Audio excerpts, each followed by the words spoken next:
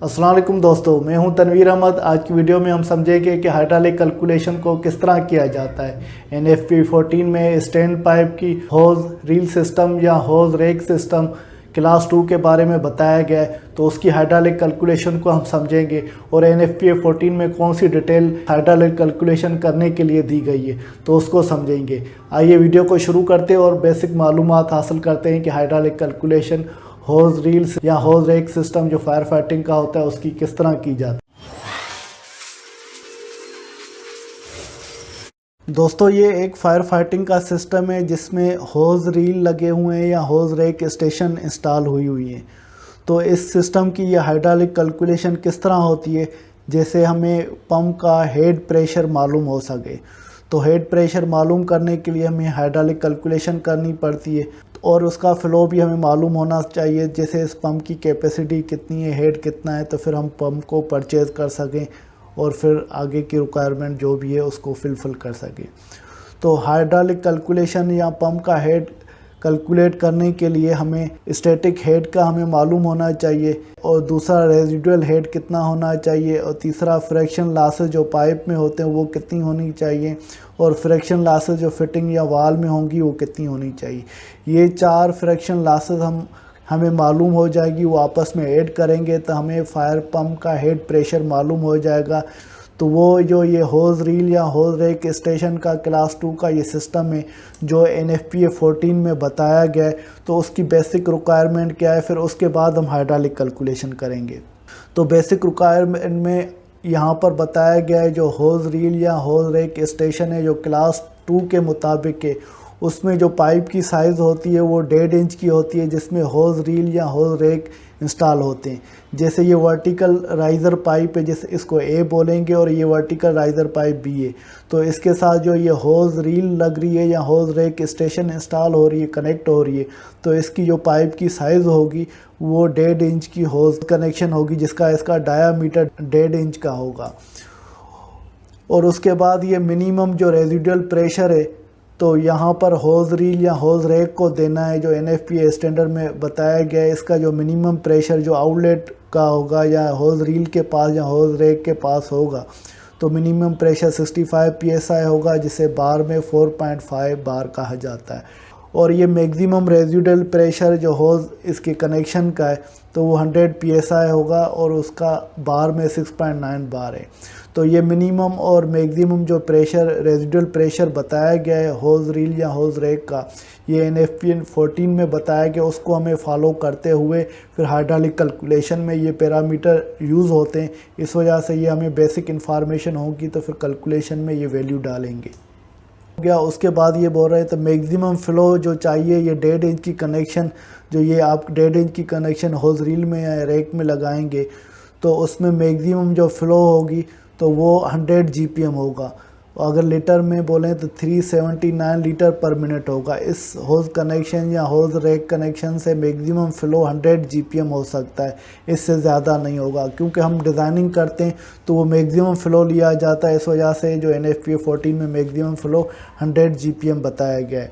और ये hydraulic calculation हम करेंगे और हाइड्रोलिक कैलकुलेशन में ये हर पाइप जो होगी, जो पाइप साइज़ है जो स्टैंड पाइप की, जैसे ये एक स्टैंड पाइप है, A है, B है, अगर C लग रहा है, D लग रहा है, तो हर स्टैंड पाइप में जो हाइड्रोलिक कैलकुलेशन करेंगे उसके लिए आपको हर राइज़र के लिए या हर स्टैंड पाइप के लिए 100 GPM देना है।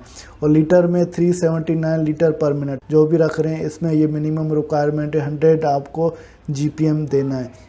और ये फ़्लो रेट जो हाइड्रोलिक मोस्ट रिमोट होज स्टेशन का भी होगा, ये मोस्ट रिमोट स्टेशन का भी यही फ़्लो होगा और बाकी जो एडिशनल स्टैंड पाइप उनका भी यही सेम फ़्लो होगा। 100 GPM हर राइज़र का आपको रखना है। और उसके बाद ये additional flow shall not be required where more than 1 hose connection is provided. इसका मतलब ये एडिशनल फ़्लो आपको नहीं देना अगर ये एक फ्लोर में 1 होज कनेक्शन लगी हुई है, कहीं पे एक फ्लोर में 2 होज कनेक्शन लगी होती हैं, कहीं 3 लगी होती हैं। तो यहाँ NFPA 14 में बताया कि एडिशनल फ़्लो आपको नहीं देना जहाँ पर एक से ज़्यादा होज कनेक्शन लगी हुई है किसी फ्लोर में। तो आपको हर फ्लोर में जितने भी होज कनेक्शन दिए हों, मगर जो राइज़र जो डिज़ाइनिंग करनी है आपको 100 GPM के राइज़र की फ़्लो के हिसाब से आपको डिज़ाइन करना है। और उसके बाद ये बताया कि मिनिमम 1 इंच की आपको होज़ की कनेक्शन दे सकते हैं, उसकी इजाज़त है स्टैंडर्ड में, और होज़ स्टेशन लगा सकते हैं, वो लाइट हैज़र्ड ऑक्यूपेंसी में होगा। मगर दूसरों में यहाँ पर नहीं बताया गया, सिर्फ लाइट हैज़र्ड ऑक्यूपेंसी में, जैसे ऑर्डिनरी हैज़र्ड ऑक्यूपेंसी भी होती है, एक्स्ट्रा हैज़र्ड ऑक्यूपेंसी भी होती है, उसमें नहीं लगाना आपको लाइट हैज़र्ड ऑक्यूपेंसी। अगर कहीं और लगाएंगे तो फिर वो जो अप्रूवल अथॉरिटी होगी वहाँ की, जिस मुल्क में आप लगा रहे हैं या जहाँ पर लगा रहे हैं, कि गवर्नमेंट की अथॉरिटी है, उनसे आपको अप्रूवल लेना है, फिर आप चेंजिंग कर सकते हैं। दूसरा यहाँ पर ये बताया कि होज़ स्टेशन आप 1.5 इंच की लगाएंगे या 40 mm की जो होज़ कनेक्शन लगा रहे हैं, तो वो उसकी जो बिल्डिंग में फ्लोर में ये रेंज होगी या दूर तक जो पानी सप्लाई हो सकता है, वो 130 फुट की रेंज होगी, वो 1.5 इंच के लिए। और इसके अलावा 120 फुट की होज़ कनेक्शन की ये लेंथ बताई गई है, जो होज़ स्टेशन के लिए पोर्शन हर फ्लोर में आपको पानी के लिए फायर फाइटिंग के लिए लगाना है, उसकी लेंथ या रेंज ये 120 फुट अगर 1.5 इंच से कनेक्शन कम हो। इसका मतलब है अगर 1 इंच की कनेक्शन है तो उसकी रेंज जो है 120 फीट तक है, अगर 1.5 इंच की कनेक्शन है तो उसका रेंज 130। 120 और 130 से मतलब ये तो होज़ स्टेशन ये लगी हुई है या होज़ रील ये लगी हुई है, इसकी लेंथ जो है 120 फीट तक ये पानी जो है फायर फाइटिंग के लिए सप्लाई कर सकता है। या डिज़ाइनिंग आप करनी है तो वो इससे ये डाया आप बना लें, उस डाया का जो रेडियस बनेगा ये बेसिकली वो रेडियस है 120 या 130 फुट। तो ये जो बेसिक रिक्वायरमेंट है जो NFPA 14 में क्लास 2 के बारे में होज़ रील या होज़ रेक स्टेशन के बारे में बताया गया है।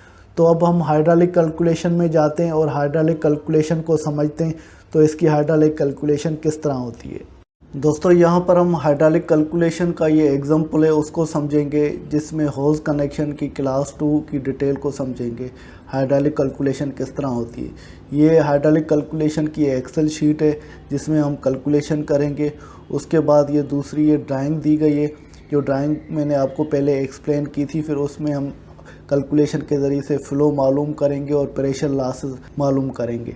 तो ये ऑलरेडी मैं आपको ये जो साइड में लिखा हुआ है NFPA 14 स्टैंड पाइप क्लास 2, ये मैं ऑलरेडी आपको एक्सप्लेन कर चुका हूँ। और हेड ऑफ फायर पम्प किस तरह निकालना होता है, ये चीज़ें हमें फाइंड आउट करनी होती है। ये ड्राइंग की डिटेल है। उसके बाद ये टेबल की ये शीट है जिसमें मुख्तलिफ ये टेबल्स पड़े हुए हैं जिसका हम रेफरेंस कैलकुलेशन में डालेंगे। उसके बाद ये आगे ये हैज़र्ड विलियम इक्वेशन है जिसकी मदद से हेड लॉसेस कैलकुलेशन किस तरह होते हैं ये कैलकुलेट करते हैं। यहाँ एक्सेल शीट में जो कैलकुलेशन की ये शीट है इसमें ऑलरेडी फार्मूले डले हुए हैं, फिर भी आप हैज़र्ड विलियम इक्वेशन की मदद से इसको वेरीफाई करके वैल्यू आप चेक कर सकते हैं। हाइड्रोलिक कैलकुलेशन का ये एग्जांपल है जो ये स्टैंड पाइप है, इसके स्टैंड पाइप के साथ होज़ रील कनेक्ट हुई है या होज़ रेक भी कनेक्ट हो सकती है जो 1.5 इंच की। तो ये हम कर रहे हैं NFPA 14 का स्टैंड पाइप है, ये वर्टिकल पाइप है, इसकी क्लास 2 है। क्लास 2 में जो 1.5 इंच की होज़ कनेक्शन या होज़ रील आती है तो वो लगाई जाती है और इसका जो डाया होता है 40 mm। 40 mm का मतलब है 1.5 इंच। और इसमें जो प्रेशर जो मिनिमम रेजिडुअल प्रेशर हमें लिया जाता है क्लास 2 में वो 65 PSI लिया जाता है। तो हम इसको वैल्यू को इस कैलकुलेशन में यूज़ करेंगे। और जो हम ये हाइड्रोलिक कैलकुलेशन करने जा रही है पाइप यूज़ हो रहा है वो MS का पाइप यूज़ हो रहा है और शेड्यूल 40 का यूज़ हो रहा है। तो MS जो पाइप है शेड्यूल 40 का, उसका जो C वैल्यू है वो 120 होता है। वो टेबल में भी आप देख सकते हैं। ये टेबल को मैं क्लिक करता हूँ और फिर इसमें जो C वैल्यू डले हुए हैं तो आप इसके रेफरेंस से भी चेक कर सकते हैं। जैसे यहाँ पर ये हैज़र्ड विलियम इक्वेशन C वैल्यू आपको डालने, तो उसकी मदद से जैसे ये black steel dry system including pre action, black steel wet system include delete system, जो भी ये ब्लैक स्टील के पाइप है यहाँ, तो उसका C वैल्यू क्या है तो ये हम इसको देखेंगे। इसको मैं ये मूव करता हूँ, ये C वैल्यू जो ये डले हुए हैं ये 120 का C वैल्यू है। तो ये MS पाइप के लिए यही MS पाइप का ये कैलकुलेशन शीट में ये C वैल्यू हमने रखा हुआ है। तो अभी शुरू करते हैं। सबसे पहले पाथ 1A, अभी ड्राइंग में देखेंगे 1A कौन सी लोकेशन है, ये सबसे रिमोट एरिया है होज़ कनेक्शन का, वो लेंगे। ये 1 हमने ये नोड लिया है 1 से लेकर A तक, तो वहाँ पर जो भी लॉसेस होंगे वो हमें मालूम होगा। तो यहाँ पर फ्लो कितना आएगा और प्रेशर लॉस कितना होगा वो मेजर करेगा। 1 से लेकर ए तक ये पाथ है, 1 से ए तक ये हाइड्रोलिक कैलकुलेशन में 1 से ए तक पाथ है। इसमें फ़्लो कितना डालना है, जैसे ड्राइंग में देखते हैं ये होज़ रील है, इसका ये फ़्लो कितना डालना है, जो ऑलरेडी मैंने इसकी मदद से आपको ये एक्सप्लेन कर चुका हूँ। तो हमें फ़्लो जो लेना होता है 100 GPM लेना होता है। रिमोट राइज़र या स्टैंड पाइप या एडिशनल जो स्टैंड पाइप होते हैं उसका फ़्लो 100 GPM लेना होता है। तो यहाँ पर हम GPM जो कैलकुलेशन में 100 डालेंगे, 100 हमने वैल्यू इनपुट किया। फिर इसका जो पाइप है वो कौन से डाया का है, ड्राइंग में देखते हैं ये वर्टिकल जो पाइप है ये मैं ऑलरेडी लिख चुका हूँ, वो 3 इंच पाइप है और ये भी 3 इंच पाइप है। पहले मैं यहाँ पर 3 इंच पाइप डाल देता हूँ और उसकी लेंथ जो है ड्राइंग में देखते हैं 3 इंच पाइप की 1 से लेकर ए पाथ तक लेंथ कितनी है। तो हर फ्लोर की हाइट मैंने ये लिखी हुई है 11 फुट है। एक होज़ कनेक्शन से दूसरे तक 11, 1 2 3 4 और ये 5 को 11 से हम मल्टीप्लाई करेंगे तो 55 आ जाएगा। 55 प्लस 10 ये 55 65 हो गया। 65 और 50 ये 65 को अगर 50 से ऐड करेंगे तो 115 हो जाएंगे। कैलकुलेशन में हम टोटल लेंथ डालते हैं 115, तो ये 115। अभी आपका सवाल होगा तो ये डाया जो है 3 इंच का किस तरह आया। ड्राइंग में जो मैंने ये वर्टिकल में ड्राइंग में लिखा हुआ है, ऑलरेडी भी मैं स्टैंड पाइप के पाइप शेड्यूल मेथड कैलकुलेशन की वीडियो बना चुका हूं, तो उसको देख लीजिएगा। फिर भी यहाँ पर टेबल में हम जाते हैं, टेबल में एक शेड्यूल मैंने ये रखा हुआ है, NFPA का शेड्यूल है, पाइप शेड्यूल स्टैंड पाइप का। Supply pipe minimum nominal pipe size वो इंचेस में। तो इसको कैलकुलेशन करने का किस तरह तरीका है, तो पहले आपको फ़्लो मालूम होना चाहिए कितना फ़्लो है। जैसे स्टैंड पाइप का फ़्लो हमारा 100 GPM है, तो उसकी लेंथ कितनी है, यहाँ पर ये ऊपर लेंथ लिखी होती है। लेंथ कितनी है, तो फ्रॉम द पंप से लेकर, हम पंप रूम से लेकर लेंथ कंसीडर की जाती है। तो अगर आपकी लेंथ 50 फीट से कम है तो उसका डाया पाइप का 2 इंच होगा। अगर 50 से 100 फीट के दरमियान है तो पाइप का डाया 2.5 इंच होगा। अगर 100 फीट से लेंथ ज़्यादा है तो पाइप का डाया 3 इंच होगा। तो ड्राइंग में देखते हैं तो पाइप की लेंथ कितनी है।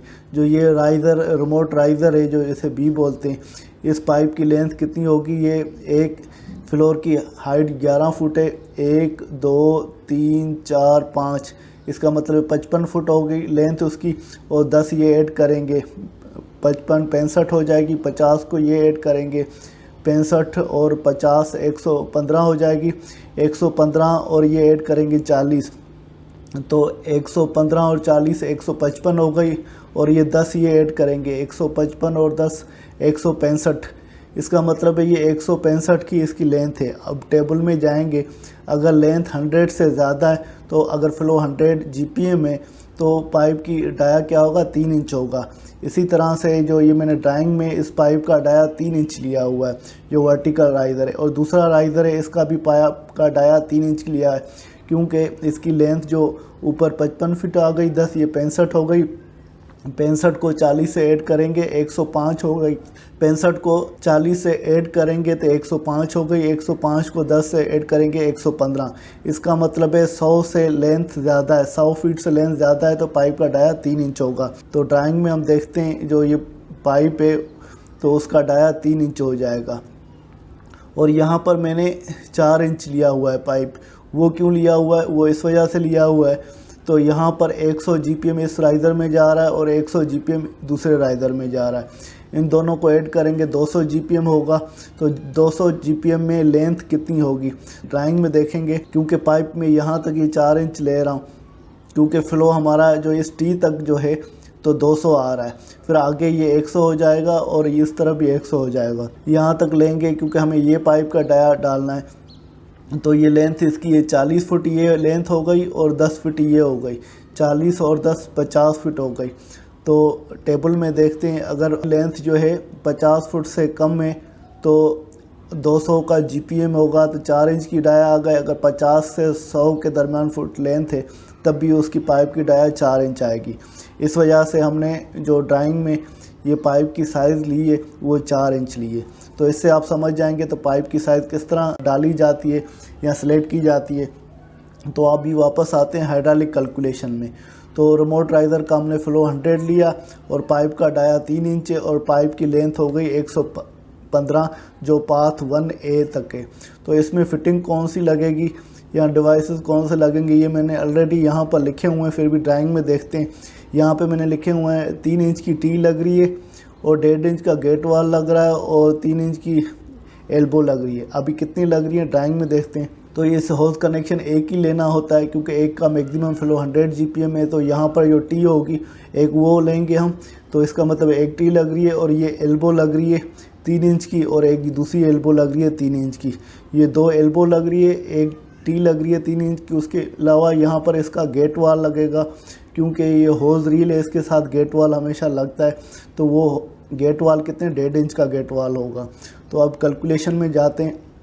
ये टी हमारी जो लग रही है वो 1 लग रही है, गेट वाल भी वो 1 लग रहा है।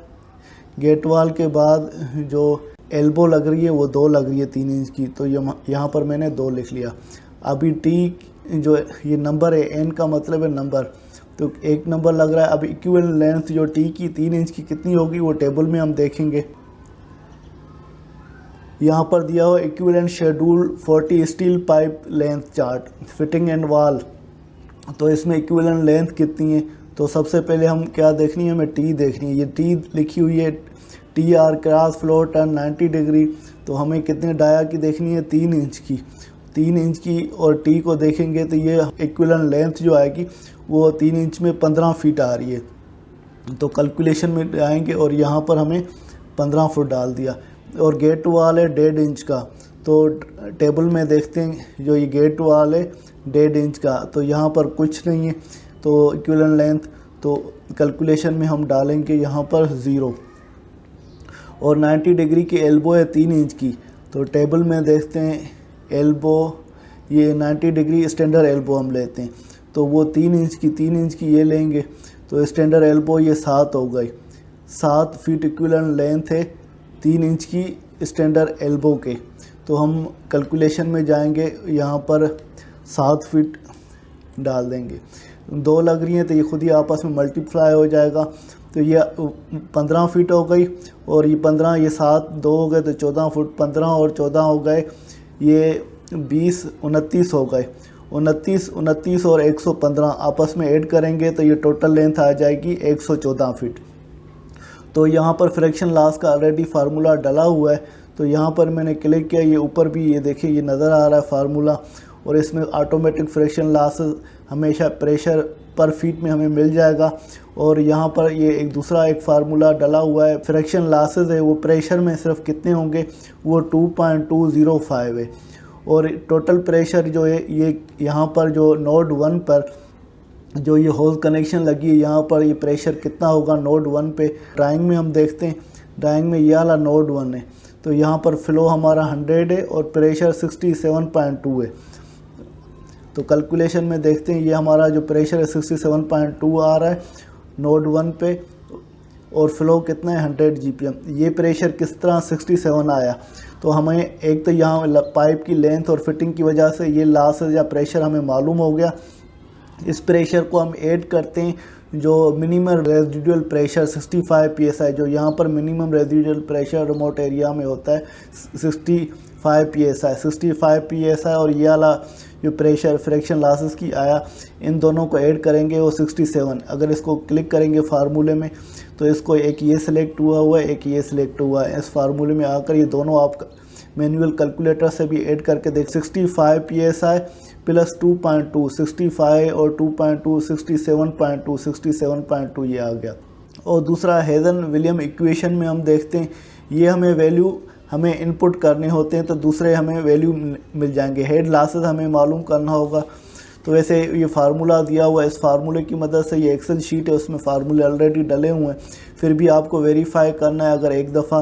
तो ये पाइप की लेंथ यहाँ पर डालनी है, तो पाइप की लेंथ कितनी है, हम कैलकुलेशन में जा रहे हैं। टोटल पाइप की लेंथ हमें मिल गई थी 114, तो इस इक्वेशन में हम डालते हैं 114 फीट लेंथ हमने डाल दी। हेजर्ड विलियम रफनेस कांस्टेंट, जो पाइप का रफनेस कांस्टेंट सी वैल्यू है वो 120 है, तो हम इस इक्वेशन में वो सी वैल्यू डालेंगे, 120 डाल दिया। तो वॉल्यूम जो फ्लो रेट है हमारा कितना है, यहाँ पर हमने 100 GPM डाला हुआ है, तो यही वैल्यू यहाँ पर डालेंगे 100 GPM। और उसके बाद इनसाइड जो है हाइड्रोलिक डायामीटर, पाइप का इनसाइड डायामीटर कितना है, तो इस कैलकुलेशन में हमने कितना लिया है 3 इंच, तो यहाँ पर हम 3 इंच डालेंगे। 3 इंच डालेंगे तो हेड लॉसेस हमें मिल गया कितना 1.76, और जो हमने कैलकुलेशन में हेड लॉस मालूम किया हुआ है वो कितना है 2.2।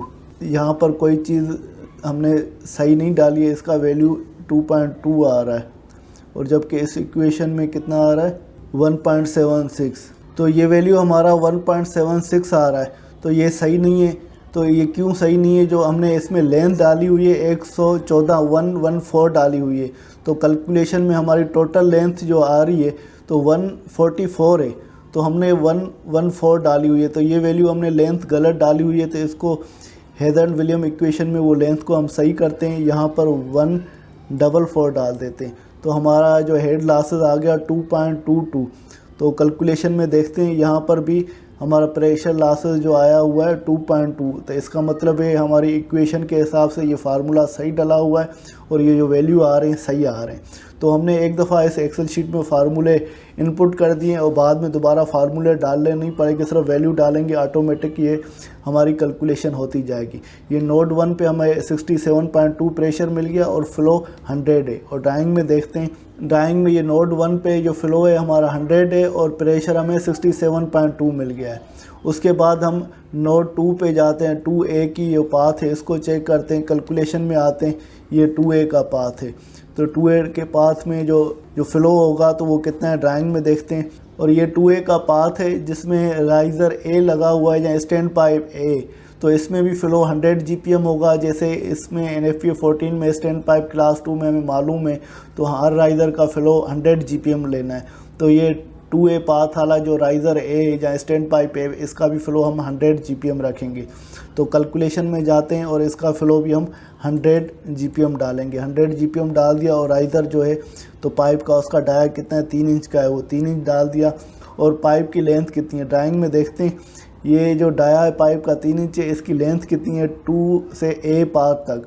तो ये हर फ्लोर की हाइट जो 11 फुट है, 1 2 3 4 5, 5 का मतलब है 5 को 11 से मल्टीप्लाई करेंगे तो 55 हो जाएगा, और 10 फीट ये लेंथ है तो 65 हो जाएगी। तो 65 लेंथ आ गई, तो यहाँ पर हम ऐड करेंगे 65 फीट लेंथ है पाइप की। तो और उसके बाद आते हैं, ये फिटिंग्स मैंने ऑलरेडी डाली हुई हैं, फिर भी इस ड्राइंग में देख लेते हैं। तो ये टीप एक लग रही है 3 इंच की, 1.5 इंच का गेट वाल लग रहा है और 3 इंच के एल्बो लग रही है। अभी ये कितनी लग रही है ये ड्राइंग में देखते हैं। ड्राइंग को मैंने ये ओपन किया, यहाँ पर होज कनेक्शन रिमोट वाली लेंगे तो वहाँ पर एक गेट वाल लगेगा और ये वर्टिकल राइज़र पाइप है, इसके साथ एक टी लगेगी, और बीच में जो टी लग रही है वो कंसीडर हमें नहीं करनी होती। और उसके बाद ये एल्बो लग रही है, ये एक एल्बो लग रही है, और ये टी जो है हम आगे कंसीडर करेंगे। ये एक एल्बो लग रही है, एक टी लग रही है और एक 1.5 इंच का गेट वाल लग रहा है। तो हम कैलकुलेशन में ये वैल्यू को फीड करते हैं। एक टी लगेगी तो एक हमने डाल दी, गेट वाल भी एक लग रहा है वो भी डाल दिया, एल्बो भी एक लग रही है वो भी डाल दी। तो टी का वैल्यू कितना है, तो ऑलरेडी 3 इंच की टी का वैल्यू हमने 15 फुट इक्विवेलेंट लेंथ ली हुई है, तो यहाँ पर 15 फीट कर देता हूँ। और 1.5 इंच का गेट वाल का कोई भी वैल्यू नहीं है तो यहाँ पर 0 में इंसर्ट कर देता हूँ। उसके बाद 90 डिग्री स्टैंडर्ड एल्बो 3 इंच की मैंने ऑलरेडी भी ली हुई है, उसका वैल्यू 7 है, तो यहाँ पर मैंने 7 को फीड कर दिया। तो टोटल लेंथ जो आ गई हमारी 87 फीट। 87 फीट किस तरह, ये जो पाइप की लेंथ थी और प्लस में ये जो फिटिंग्स आ रहे हैं या वाल आ रहे हैं उसकी, इन सबको ऐड करेंगे और पाइप की लेंथ को ऐड करेंगे तो टोटल इक्विवेलेंट लेंथ हमारी 87 फीट आ गई। तो और ये फ्रैक्शन लॉस हमें मालूम हो गया पर फीट के हिसाब से, और ये प्रेशर मालूम हो गया पाइप की टोटल लेंथ और फिटिंग के हिसाब से। और ये टोटल प्रेशर कितना होगा, ये ऊपर वाला प्रेशर और प्लस में जो अभी हमें ये प्रेशर मिला, इन दोनों को आपस में ऐड करेंगे तो ये वाला प्रेशर हमें मालूम होगा। तो ये फार्मूले ऑलरेडी डले हुए हैं, आप इसको डबल क्लिक करके चेक कर सकते हैं, और ये ऊपर भी नज़र आ रहा है, तो इसकी मदद से भी आपको फार्मूले मालूम हो जाएंगे। तो ये जो प्रेशर लॉसेस है 66.33, ये कहाँ पर हमें मिला है, नोड 2 पर हमें मिला है, और फ्लो कितना है 100। अब हम ड्राइंग में देखते हैं 2A लोकेशन 2 जो नोड है वहाँ पर जो फ़्लो है 100 है, फ़्लो प्रेशर कितना है, फ़्लो 100 है और प्रेशर हमें 66.33 ये मिल गया। कैलकुलेशन में हम देखा तो ये 66.33 प्रेशर है और फ़्लो 100 है। उसके बाद Q2A बैलेंस, हमें वाटर बैलेंस करना होता है। तो ड्राइंग में जाते हैं, ये 2A लोकेशन है, तो यहाँ पर वाटर बैलेंस करना है क्योंकि यहाँ से पानी जो है ज़्यादा आ रहा है, 100 GPM इसका आ रहा है, 100 GPM इसका आ रहा है, तो यहाँ पर कुछ पानी ज़्यादा जा रहा होता है। तो वो बैलेंसिंग का फार्मूला है, वो किस तरह है ये कैलकुलेशन में देखते हैं। इसमें बैलेंसिंग का फार्मूला ऑलरेडी डाला हुआ है, इसको डबल क्लिक करेंगे तो आपको ये फार्मूला भी नज़र आ जाएगा। इस फार्मूले को किस तरह से हम चेक करते हैं, उसमें फार्मूले का ये B18 का मतलब है ये जो फ़्लो डाला हुआ है जो हमें 2A लेंथ का हमें मिल गया। ड्राइंग में देखते हैं 2A कौन सा है, तो फ़्लो इस राइज़र में कितना जा रहा था, वो 100 GPM जा रहा था। तो कैलकुलेशन में हम देखते हैं तो ये 2A पाथ में जो हमें फ़्लो जा रहा है तो वो 100 GPM जा रहा है और उसको हमें फिर ब्रैकेट डालनी है और डिवाइड करना होता है। डिवाइड कितना, जो पहले प्रेशर वाले एक राइज़र में से आया फिर दूसरा राइज़र में जो पानी का प्रेशर जा रहा है, इन दोनों को आपस में डिवाइड करेंगे और पावर होल पावर हाफ देंगे या 0.5 देंगे। तो ये वैल्यू हमने पुट किए तो हम बैलेंस का ये वाटर फ़्लो मालूम हुआ Q2A पे 100.65। तो हम ड्राइंग में देखते हैं ये 2A वाली पॉइंट जो है ये वाली पोजीशन, यहाँ पर हमें फ़्लो कितना मिल रहा है 100.65 और प्रेशर कितना है 66.33 जो ऑलरेडी जो इस 2A पाथ में जा रहा है, प्रेशर वो होगा और फ़्लो का यहाँ पर फ़र्क आ जाएगा।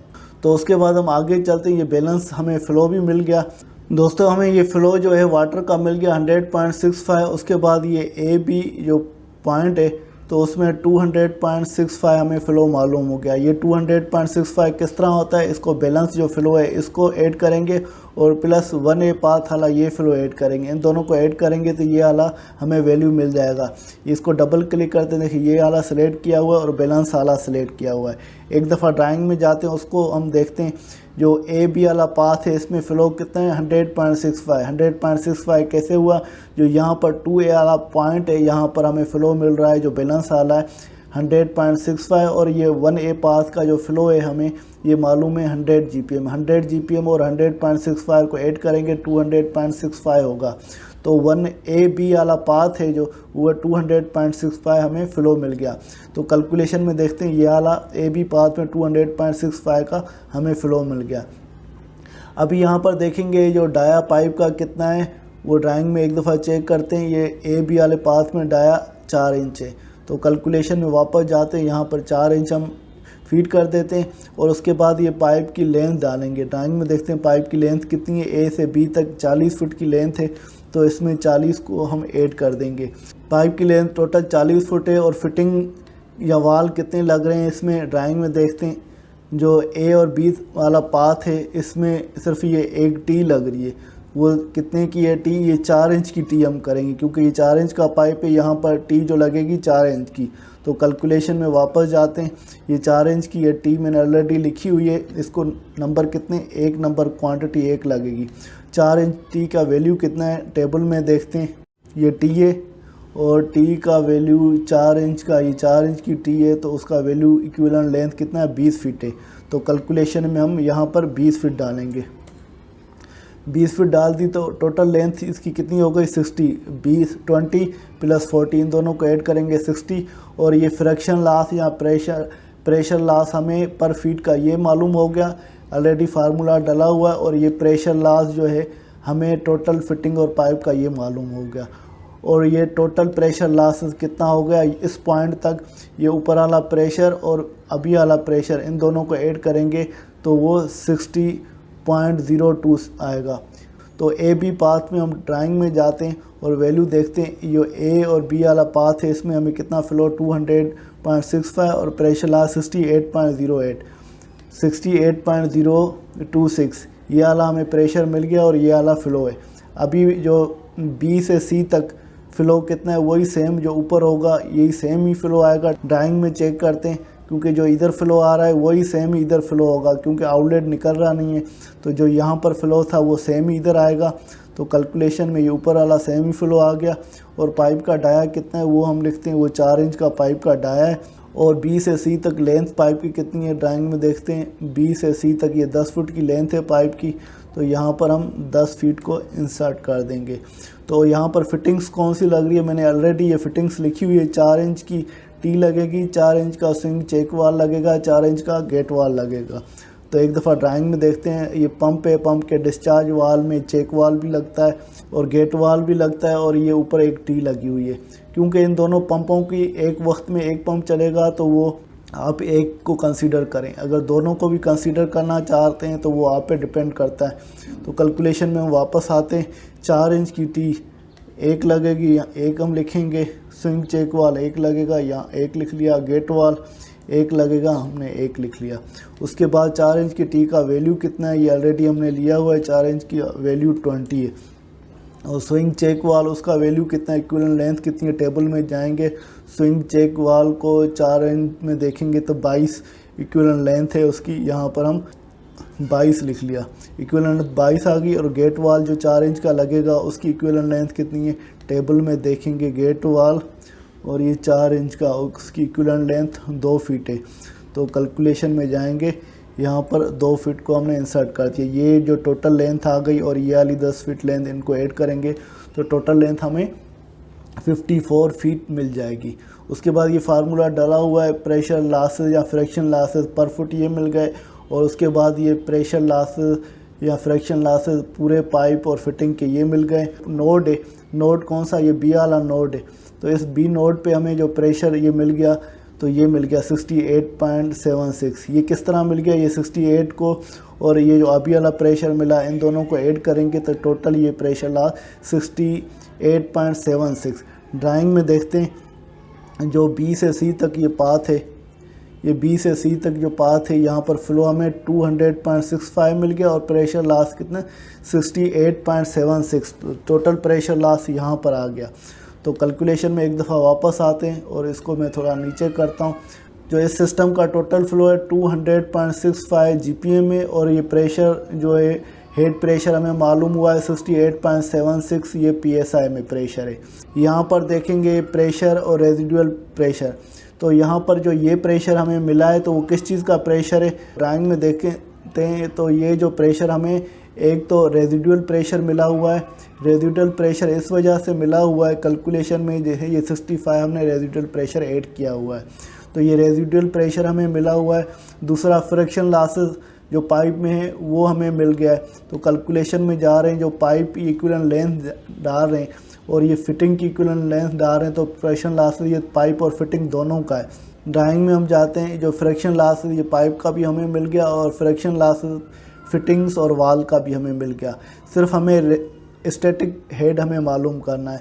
स्टैटिक हेड का मतलब है वर्टिकल, ये पाइप जो स्टैटिक पंप से लेकर ऊपर तक कितना वर्टिकल पानी जा रहा है वो उसका स्टैटिक हेड कितना होगा। जो वर्टिकल पानी खड़ा रहेगा वो कितना उसका हेड बनता है वो ऐड करना है। तो कैलकुलेशन में एक दफ़ा वापस आते हैं और नीचे आते हैं। जो यहाँ पर जो ये प्रेशर है वो बार में, तो वो किस तरह आया, जो ये हमारा प्रेशर है 68.76 है।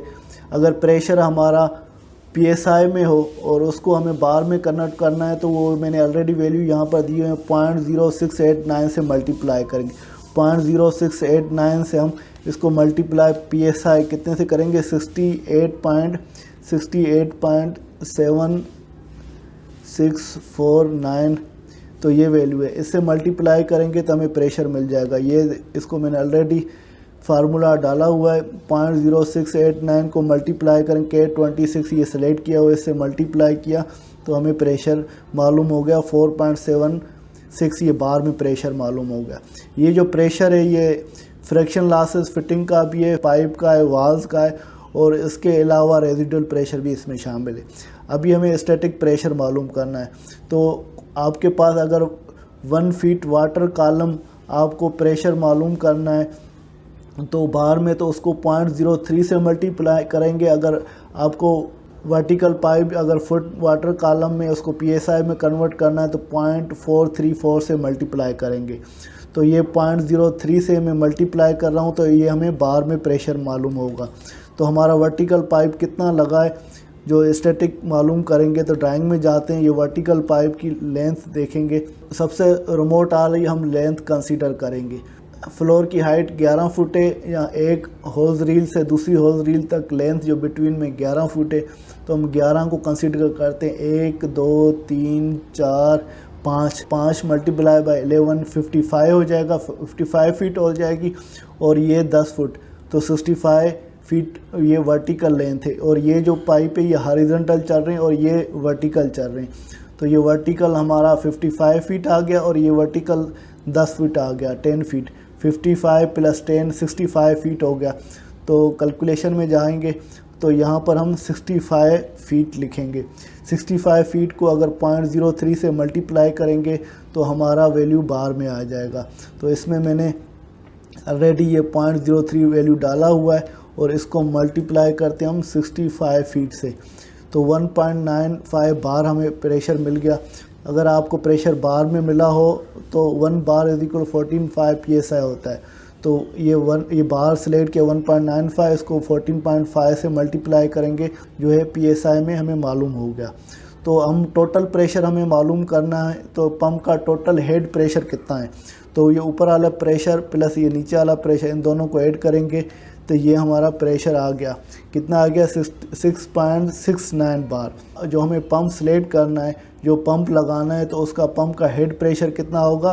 6.67, जहाँ इसको राउंड फिगर में आप 7 बार बोल रहे हैं, और ये PSI में ये वैल्यू दिया हुआ है। और फ्लो कितना होगा? वो 100.67 ये GPM में फ़्लो मिला हुआ है। इस तरह से पंप सेलेक्ट किया जाता है। दोस्तों, उम्मीद है कि हाइड्रोलिक कैलकुलेशन जो स्टैंड पाइप के क्लास 2 की थी, होज रील या होज रेक स्टेशन जिसका डाया 1.5 इंच था, उसके लिए आपने हाइड्रोलिक कैलकुलेशन की और आपके बेसिक कॉन्सेप्ट क्लियर होंगे। क्योंकि काफ़ी चीज़ें मैं भी समझ रहा हूँ, सीख रहा हूँ, वो जो मुझे इन्फॉर्मेशन है वो आपको कन्वे कर रहा हूँ। अगर इसमें कोई गलती कोताही हो गई हो या कोई आपको चीज़ समझ में नहीं आ रही तो वो मेरे साथ कम्युनिकेट कर लीजिएगा व्हाट्सएप ग्रुप में या मैसेज करके, जैसे मेरी नॉलेज में भी इजाफ़ा हो सके। अगर जो मेरे पास इंफॉर्मेशन है वो आपको भी मैं कन्वे करता रहूँगा, आपके नॉलेज में भी इजाफ़ा हो सके। इसके साथ तनवीर अहमद को इजाज़त दीजिए। अगली वीडियो तक अल्लाह हाफ़िज़।